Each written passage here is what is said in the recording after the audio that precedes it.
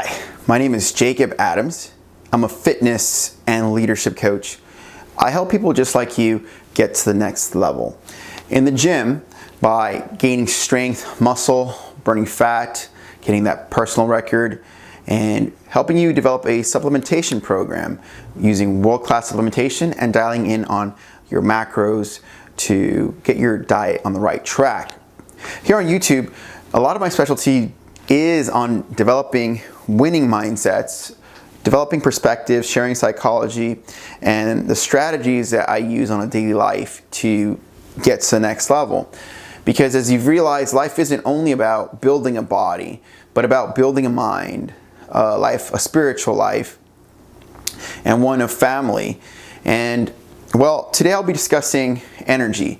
Have you struggled with energy, or maybe wondered if energy is everything it's cracked up to be? Energy, meaning actually having energy to get in front of a camera, go to work, write, to work out, the energy to do anything, really. Is energy important?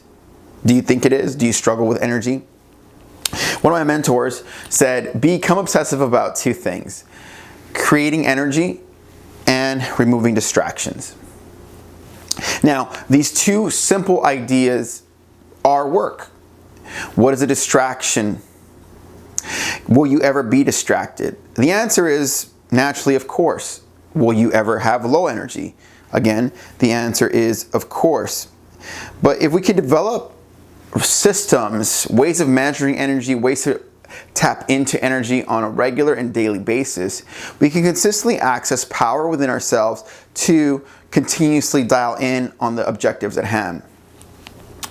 In training for over 20 years in the gym, working out, lifting weights, putting on muscle, eating meat, making protein shakes, selling supplements to clients, training clients, making YouTube videos, developing side businesses, developing a band, everything under the sun. Energy is the one thing I want to share with you today. And now, years ago, I made a video on how I develop and go to developing energy. Currently, I've really started developing a dialing in process using the Warrior's Way, everything from stack to smoothies, vitamins, meditation, everything that is that, okay? Even this video is part of creating energy, meaning, ironically, I gain energy by sharing ideas. I'll say that again. I've discovered that by sharing ideas, I gain energy. Now, it doesn't mean that it's any idea. I can't just get on here and say the curtain behind me has the Statue of Liberty. I really can't gain energy from that. But if I share an insight that is powerful to me and share it with you and it connects with you, I gain energy from that. You gain energy from that as well. And in that, there is a transfer, an exchange, and a karmic loop of energy. Some people may already have dropped off in just hearing that. They may think, that sounds crazy. I don't like that this guy is saying things like that. To which all I could say is,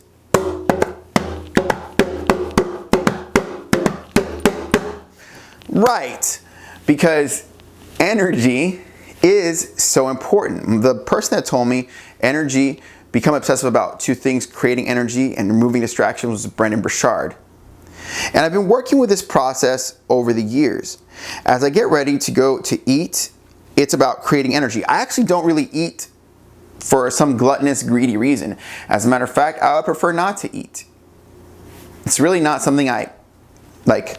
I've eaten so much in my life that I don't really need to do it out of an emotional response. Yes, I like the way it feels. Yes, I like feeling full. I like feeling satiated, but I really eat it for the energy. When I meditate, I do it for clarity. Again, clarity helps energy. When I take my vitamins, the vitamins help fuel my body. That gives me energy. When I write something on the stack and develop a trigger or analyze a trigger to develop my insight and gain clarity within and understand a revelation that is stirring within me, again, to gain energy.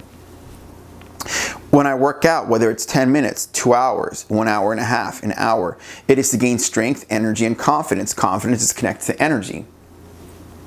When I share the love with my family, it's to gain a deep connection with my roots, with my internal spirit, with my purpose in life, again, and that gives me energy. When, as I said before, when I tend to my work, whether it's training clients, sharing insight, making a YouTube video, selling a product, giving something of value to anyone for exchange or for free, it is to gain a sense of confidence, energy, and expand. So there's many ways to gain energy. Now let's look at the second part, removing distractions. This one is probably just as hard or harder, because while we can do the things that gain energy, distractions sort of dwindle energy. Before I got on this video, I wrote my goals down. It's called feeding the beast, to be immersed in goals, to feed ideas into the mind, into the subconscious mind, into the heart, into the soul, into the direction, setting the sails. That is called feeding the beast. Now, distractions. Distractions could be anything that eats away at that energy or confidence, or it could be open loops that are negative, open loops that are not fun. Those things eat away at energy. And we have to find a way to remove those things. Because if those things consume more energy than they give, whether it's TV, whether it's waiting on a response from a client, whether it's a client that's not showing up, whether it's a text that isn't answered, all of these things create these open loops in the mind, and the mind is using energy to receive that message. And if that message is not received, that's energy that's being consumed. Now, if you consume a lot, if you push the body to create energy, and these distractions, whether it's TV, video games, a text, a client, or a message from your manager, boss, etc., whatever it is, a loved one, a relationship, whatever it is that is consuming your attention, if it's not feeding the energy, it is draining energy. People are either battery chargers or battery drainers.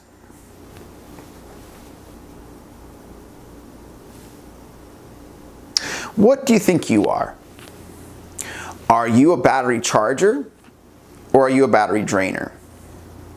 I truly believe I'm a battery charger. What about you? What do you see yourself as? This is an important question, because one could say that if people put you in the battery drainer category, after some time, whether they know they're labeling you that, they could say, oh man, I just don't like how they're toxic, or that person sucks, or etc., etc. Whatever they say about you in their inner soul, even if they don't put words to it, eventually ends up casting you out of their life or circle, or it creates a downward spiral between both parties, and you both fade away into some sort of lesser than idealization of self. These are the things I found in my quest to create energy. You see, I don't get on YouTube because I want to waste time.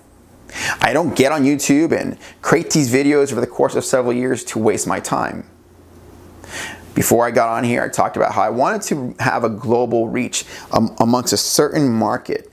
The market I feel will resonate best for me is a masculine fitness culture, like masculine fitness people. Because the way I speak has a certain level of clarity, a certain level of aggression, a certain level of confidence, a certain level of bravado, a certain level of truth to it. And these things are considered in many ways masculine. I really consider my market to be those that are into masculine fitness, because I'm so into fitness. I'm so into getting that muscle. I'm so into getting that next level. Trusting the process of the acquisition. That's a masculine type energy. So when I get on here and share these insights, it isn't to waste anyone's time or even my own. It's truly a gear, a moving part of a bigger project.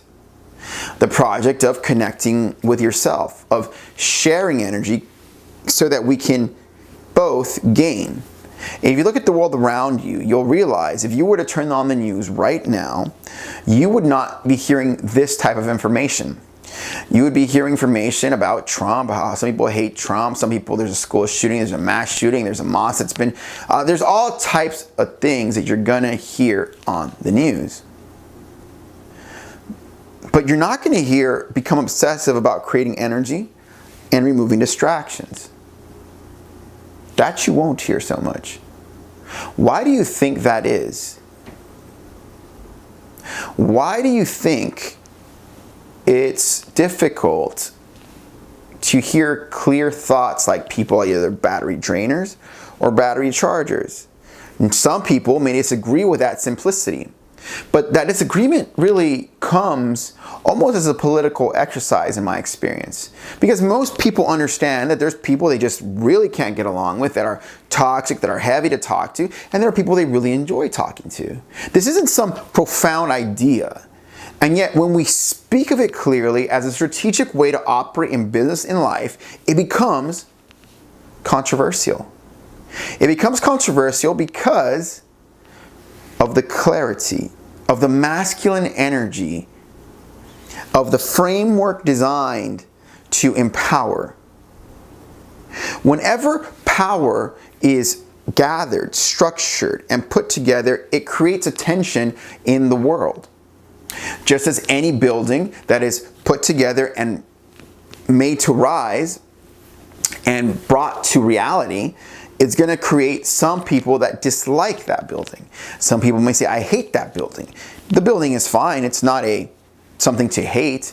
But some people may find that in hating it, in saying something negative about it, they can feel some kind of validation within itself. Some kind of, my voice has been heard. I have some anger towards it. Now, I hope I'm not losing you on this. Using this metaphor of the building to describe masculine energy, to illustrate that if I say there's battery chargers, battery drainers, that framework, as easy as it is to understand, creates tension. Creates tension because of its simplicity. Creates tension because of its value, just as the building creates tension because of its value, its clarity, its simplicity. You see, there was a time where people valued masculine energy more so. As time went on in our current society, people have created words like toxic masculinity to be hateful towards men. And that's unfortunate. And that's truly unfortunate. What does that have to do with creating energy and being obsessive about removing distractions? That, to me, is a masculine directive. Become obsessive about two things: creating energy, removing distractions. Simple, elegant, clear, powerful. That creates debate. What's there to debate? Isn't the debate itself over something so simple, elegant, and powerful itself a distraction? Yeah, it is. And I want you to see that that's the world we're currently living in. A world where people like to debate and create distractions, chaos. This has become the trend. I'm well aware that I can make a channel where about titillation, sexy women, etc., just anything to get a view. But in the long term, I know that I'm competing with other people doing the exact same thing. My objective is not to compete with others. My objective is to develop a true, integral part of my existence, value, voice, and idea, message, and purpose, so that it is recorded in and echoes through all of eternity. It's not to say that I don't see value in beauty or the titillation of life or that which is exciting. It's not to say that I don't see any value in it. What I'm saying is that those things are traded in the marketplace at a very fast rate every day, all day, without any interruption. Distractions are in fact rampant. Clarity and work and purpose, these things that require sacrifice of self, like a discomfort within to a degree, creating energy, doing the work to create energy, that is more rare in today's society. And I would like for you to acknowledge that. The first thing you want to do to create energy is to establish some sort of regimen to access power within self. I've told you that I wake up in the morning and I do my green smoothie as taught by Warrior's Way, a stack. I do my vitamins, I drink my Spark, I do my meditation, I text my family members, etc., etc. Do a little 10 minutes of exercise. Those are things I do to access energy. I'm gonna go work out, access energy. So you have a regimen as to which you're gonna do to access energy daily and to commit to that process over the long term. It doesn't mean that you can't add things to it, but commit to the process and the regimen over the long term. Establish self-regulating behaviors. If things are distracting you and making you feel less confident within, consider removing those things.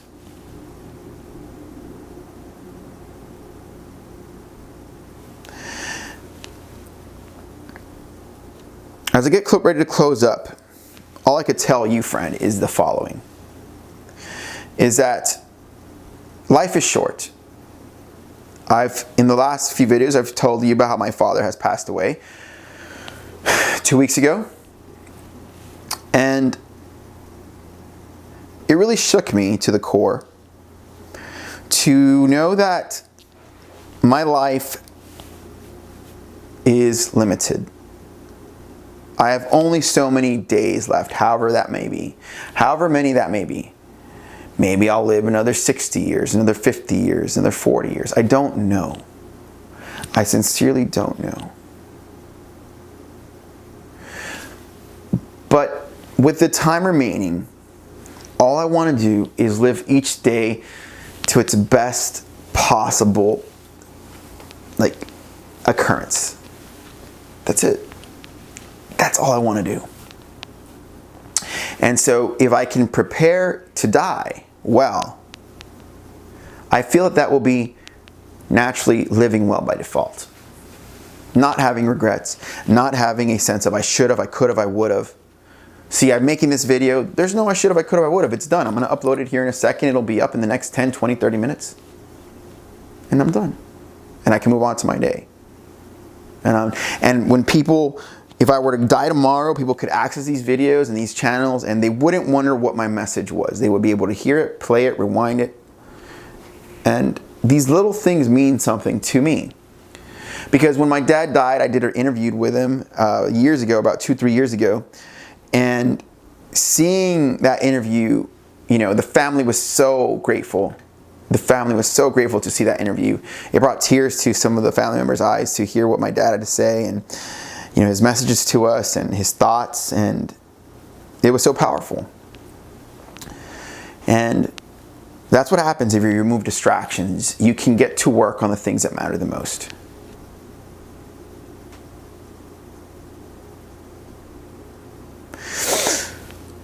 This is Jacob Adams. I honor you for listening. Share your insights on how you create energy. Comment below, share, subscribe.